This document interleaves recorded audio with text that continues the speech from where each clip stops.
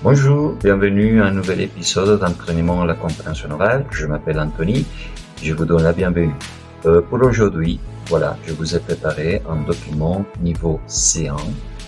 Rappelez-vous, le niveau C1, c'est un niveau dans lequel la quantité de minutes d'un document audio, c'est vraiment assez important. C'est à peu près un document de 4-6 minutes, même plus. D'accord. Et voilà, les niveaux d'attention, c'est vraiment important avec ce type d'exercice. Donc, je vous conseille de prendre une feuille à papier pour prendre des notes, car ce sont des documents assez larges.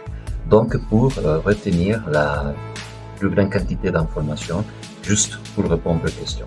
N'oubliez pas qu'à la fin de cette vidéo, vous allez trouver un formulaire avec les questions pour évaluer votre niveau de compréhension. Et immédiatement que vous remplissez ces formulaires, vous allez recevoir votre rétroalimentation par mail. Donc, à la prochaine.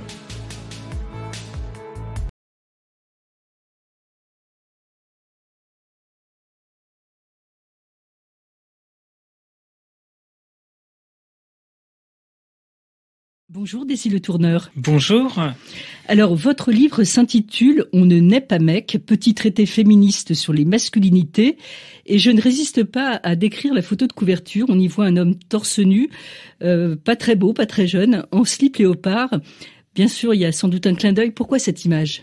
Il est pas très beau, pas très jeune, mais il est très musclé. En fait, il s'agit de Charles Atlas, qui était un pionnier du bodybuilding. Et si on retourne la couverture, en fait, on voit le reste de la photo où on se rend compte qu'il est en train de poser pour une sculpture qui le représente un peu en dieu grec. Et je trouvais ça intéressant comme photo parce que ça représente un peu tout ce qu'il y a de performance et de mise en scène dans la masculinité. Vous parlez de mec, on ne naît pas mec. Pourquoi un mec n'est pas un homme ? En fait, il y a deux raisons pour laquelle j'ai écrit On ne naît pas mec et pas On ne naît pas homme. La première, c'est que déjà c'est un livre c'est de la vulgarisation, il est drôle et plein d'humour et je voulais que ça se retrouve un tout petit peu dans le titre qui est pas 100% sérieux. Du coup, il y a ce petit défi parce que la phrase On ne naît pas homme, en fait, elle préexiste à la version de Simone de Beauvoir qui elle-même avait fait un détournement d'une phrase d'Erasme.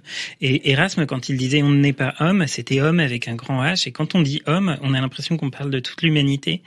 Quand on dit mec, on sait qu'on parle de qui on parle. Vous portez un regard nouveau et pertinent sur les masculinités. Il n'y a donc pas qu'une masculinité ? Non, en fait, il y a beaucoup de façons d'être un homme. Déjà, en fait, la masculinité, c'est une sorte de hiérarchie avec tout en haut une masculinité hégémonique qui est une masculinité virile, puissante, très valorisée. Et puis, il y a des formes de masculinité qui peuvent être beaucoup plus dévalorisées, notamment les masculinités des personnes cisées, les masculinités homosexuelles, etc. Et puis aussi, il y a toujours, en fait, une sorte de lutte entre différentes formes de masculinité pour être en haut.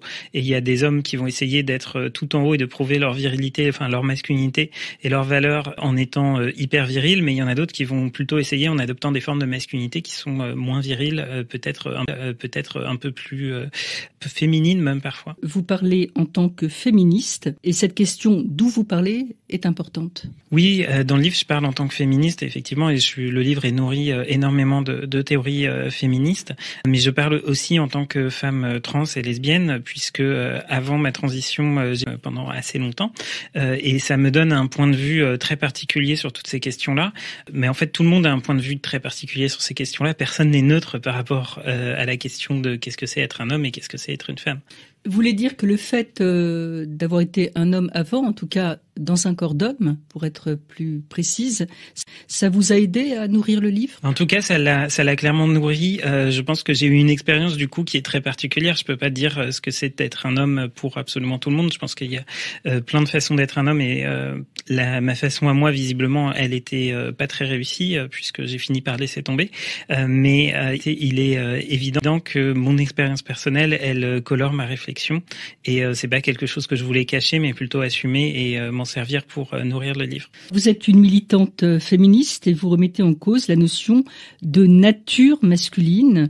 Donc tout serait construction sociale ? C'est une grande partie de ce qui constitue la masculinité et la féminité et que c'est quelque chose qu'on a tendance à occulter justement pour dire que tout est dans la nature des hommes. C'est dans la nature des hommes s'ils sont violents, c'est dans la nature des hommes s'ils sont immatures plus tard que les femmes, s'ils sont comme ci, s'ils sont comme ça. Et en fait, c'est une façon de dire qu'on n'y peut rien et que donc on ne peut rien changer. Moi, je pense que si on est féministe, c'est que les choses peuvent changer. Et donc on ne peut pense pas qu'elles sont toutes naturelles. Construction sociale, mais pourtant, il y a un sexe biologique qui existe. Il y a des différentes caractéristiques qui existent, comme le fait d'avoir un pénis ou une vulve, d'avoir un utérus ou pas. Il y a des taux d'hormones, etc. Et en fait, moi, je pense que ce sont effectivement des signes qui existent. Cependant, il n'y a pas de raison qu'on leur donne une aussi grande importance que d'autres différences qui ne structurent pas notre société, comme par exemple la différence qui est de taille. Notre société, elle n'est pas divisée en deux entre les grands et les petits. Pourtant, ce sont des différences biologiques, naturelles très importantes à différents moments de la vie. Quand on veut attraper un livre en haut d'une étagère, ça fait toute la différence. Mais on n'en fait pas tout un plat. Le genre précède le sexe. Voilà, exactement comme disait Christine.